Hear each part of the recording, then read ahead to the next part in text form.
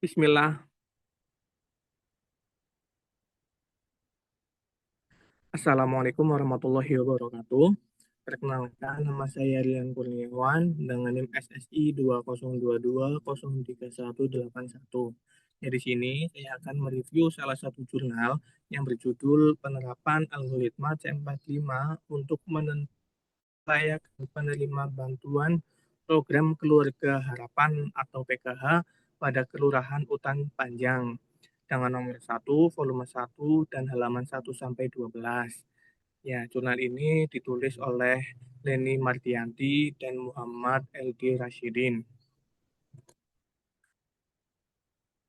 Latar belakang jurnal ini yaitu program Keluarga Harapan atau PKH membantu keluarga miskin memenuhi kebutuhan dasar.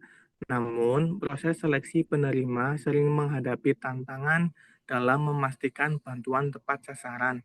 Algoritma C45 digunakan untuk menganalisis faktor seperti pendidikan, pekerjaan, dan penghasilan guna meningkatkan akurasi dan transparansi dalam penyaluran bantuan. Dengan pendekatan ini, sistem menjadi lebih efektif dalam menyeleksi penerima yang benar-benar memenuhi kriteria. Ya, dari latar belakang jurnal ini, yaitu program Keluarga Harapan PKH ini kan dari pemerintah, yang penyalurannya itu mungkin belum tepat sasaran, ya kan? Jadi dengan penelitian ini menggunakan algoritma C45, apakah algoritma ini bisa menjadi lebih baik lagi untuk penelitian ini dengan menggunakan faktor seperti pendidikan, pekerjaan, dan penghasilan, supaya bisa penyalurannya itu lebih tepat sasaran dan transparan, atau yang benar-benar memenuhi kriteria. Kemudian rumusan masalah, yaitu yang pertama ada bagaimana menentukan penerima bantuan PKH secara lebih akurat dan transparan. Kemudian yang kedua, apa saja faktor yang dapat dianalisis menggunakan algoritma C45 dalam proses seleksi penerima bantuan. Yang ketiga, ada bagaimana algoritma C45 dapat meningkatkan efektivitas dan objektivitas dalam penyaluran bantuan PKH. Kemudian, yaitu selanjutnya ada tujuan penelitian.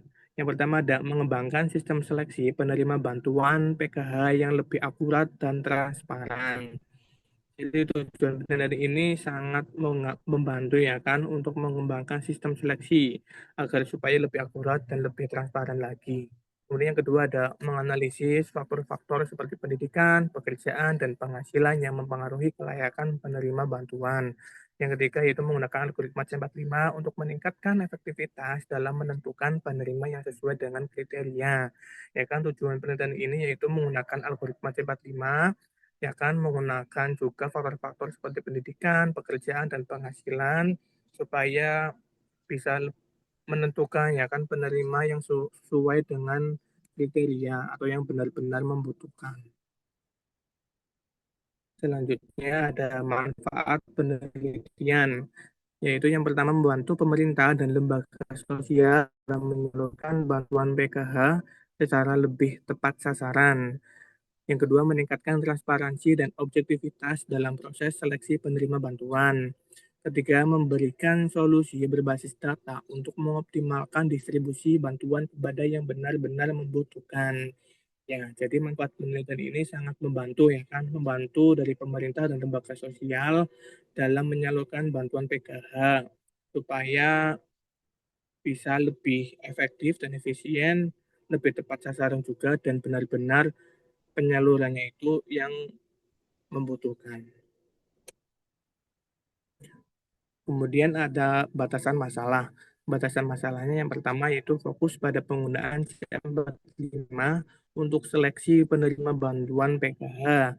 Kedua, data yang dianalisis terbatas pada faktor pendidikan, pekerjaan, dan penghasilan. Ketiga, tidak membahas aspek teknis implementasi sistem dalam skala nasional. Ya, dari jurnal tersebut kan mungkin ada pun batasan masalah ya kan, seperti penggunaan itu hanya terfokus pada algoritma C45 saja. Kemudian datanya yang dianalisis juga terbatas. seperti faktor pendidikan, pekerjaan, dan penghasilan. Kemudian selanjutnya metode penelitian. Itu yang pertama pendekatan. Pendekatan ini menggunakan metode klasifikasi berbasis algoritma C45 untuk menentukan kelayakan penerima bantuan PKH. Selanjutnya yaitu pengumpulan data. Data tersebut diperoleh dari sumber terkait mencakup faktor pendidikan, pekerjaan, dan penghasilan. Kemudian pengolahan data. Data diolah dan dianalisis menggunakan algoritma C45 untuk membentuk model klasifikasi.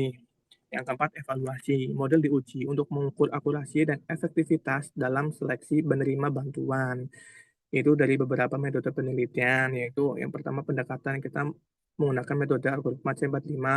Kemudian pengumpulan datanya itu diperoleh dari sumber terkait, mencakup faktor pendidikan, pekerjaan, dan penghasilan. Kemudian selanjutnya datanya pun diolah dan dianalisis menggunakan algoritma C45.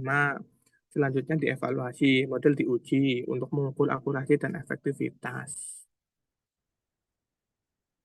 Subjek dan objek penelitian. Subjek penelitian, keluarga calon penerima bantuan PKH yang dianalisis berdasarkan faktor pendidikan, pekerjaan, dan penghasilan. Untuk objek penelitiannya, sistem seleksi penerima bantuan PKH yang menggunakan algoritma C45 untuk meningkatkan akurasi dan transparansi dalam penyaluran bantuan. Ya kan, subjeknya itu dari keluarga, ya kan, calon penerima. Kemudian dianalisis menggunakan atau berdasarkan faktor pendidikan, pekerjaan, dan penghasilan. Untuk objeknya, yaitu sistem ini tuh sistem seleksi penerima bantuan PKH menggunakan algoritma C45 supaya apa? Untuk meningkatkan akurasi dan transparansi dalam penyaluran bantuan. Hasil penelitian atau kesimpulan. Penelitian ini menunjukkan bahwa algoritma C45 efektif dalam menentukan kelayakan penerima bantuan PKH dengan mempertimbangkan faktor pendidikan, pekerjaan, dan penghasilan. Sistem mampu meningkatkan akurasi dan transparansi dalam proses seleksi. Hasil analisis membuktikan bahwa penggunaan algoritma ini dapat membantu memastikan bantuan diberikan kepada mereka yang benar-benar memenuhi kriteria. Selain itu, pendekatan berbasis data ini berkontribusi pada efisiensi dan objektivitas dalam distribusi bantuan sosial.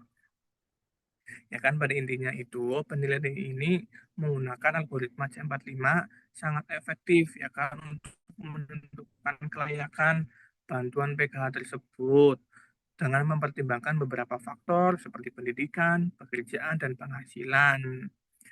Dan menggunakan algoritma ini sangat membantu ya kan, sangat memastikan supaya bisa diberikan kepada mereka yang benar-benar membutuhkan atau yang memenuhi kriteria tersebut. Ada pun kelebihan penelitian. Yang pertama yaitu seleksi penerima bantuan PKH menjadi lebih akurat dan transparan dengan algoritma C45. Yang kedua, sistem mampu memproses data secara objektif, mengurangi kesalahan dalam penentuan penerima. Ketiga, meningkatkan efisiensi distribusi bantuan sosial dengan pendekatan berbasis data. Yang keempat, membantu pengambil keputusan dalam menyalurkan bantuan kepada yang benar-benar memenuhi kriteria. Ya kan, dari penelitian ini mempunyai kelebihan, ya kan. Kelebihannya itu menggunakan algoritma C45 sangat menjadi lebih akurat dan transparan. Kemudian diproses datanya itu secara objektif, mengurangi kesalahan dalam penentuan penerima, sehingga membantu mengambil keputusan tersebut bisa dalam menyalurkan bantuannya itu bisa yang benar-benar memenuhi kriteria tersebut. Nah, kekurangan penelitian. Yang pertama hanya mempertimbangkan faktor pendidikan, pekerjaan, dan penghasilan tanpa memasukkan variabel sosial lainnya. Kedua, bergantung pada kualitas data yang digunakan, sehingga jika data kurang akurat, hasil seleksi bisa kurang optimal. Ketiga, tidak membahas implementasi sistem dalam skala luas, atau integrasi dengan kebijakan pemerintah. Yang keempat, algoritma C45 memiliki keterbatasan dalam menangani data dengan atribut yang kompleks atau beragam. Ya, dari penelitian ini memang masih ada kekurangan, ya kan? Kekurangannya itu hanya mempertimbangkan faktor tanpa memasukkan variabel sosial lainnya. Faktornya itu hanya pendidikan, pekerjaan, dan penghasilan saja. Kemudian tergantung pada kode data yang digunakan, sehingga jika data kurang akurat, hasil bisa kurang optimal. Adapun diskusi atau rekomendasi. Yang pertama ada sistem seleksi penerima bantuan PKH dapat ditingkatkan dengan menambahkan variabel sosial lainnya untuk hasil yang lebih akurat. Jadi dalam seleksi penerima bantuan ini mungkin bisa ditingkatkan kembali ya kan dengan cara menambahkan variabel sosial lainnya. Kemudian kedua, penggunaan algoritma lain seperti random forest atau Navi Bayes dapat dibandingkan untuk mendapatkan performa terbaik dalam seleksi penerima bantuan. Mungkin selain menggunakan algoritma C45, bisa menggunakan algoritma lainnya seperti random forest atau Navi Bayes. Kemudian ketiga, implementasi sistem berbasis algoritma C45 sebaiknya diuji dalam skala yang lebih luas agar dapat diterapkan secara efektif dalam kebijakan pemerintah. Yang keempat, pemerintah dan lembaga terkait perlu meningkatkan kualitas data penerima bantuan agar sistem dapat bekerja secara optimal tanpa bias. Terima kasih. Mungkin cukup sekian presentasi dari saya. Mohon maaf yang sebesar-besarnya bila dalam penyampaian atau tutur kata yang tadi kurang baik atau kurang sopan, saya mohon maaf. Dan saya akhiri, wabillahi taufiq wal hidayah. Wassalamualaikum warahmatullahi wabarakatuh.